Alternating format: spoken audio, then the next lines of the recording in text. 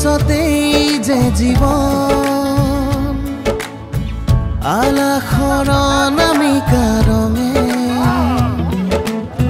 সানিলে ৰহন শিৰতে